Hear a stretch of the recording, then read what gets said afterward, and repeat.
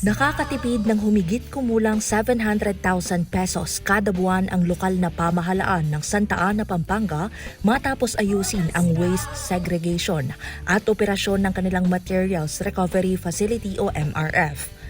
Ayon sa MENRO o Municipal Environment and Natural Resources Office, lahat ng basura mula sa mga barangay ay dinadala na ngayon sa MRF at agad na hinihiwalay sa biodegradable, recyclable, residual at upcycled materials.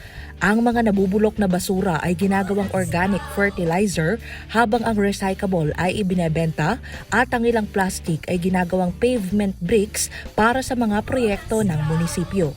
Tanging residual waste na lang ang dinadala sa sanitary landfill.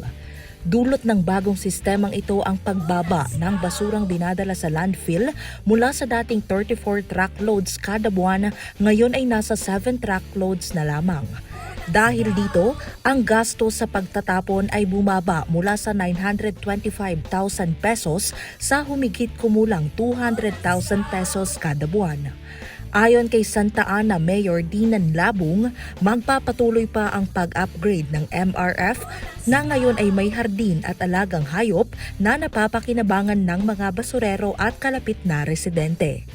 Ako po si Carmel Joy Miguel, nag-uulat para sa Balitang Unang Sigaw.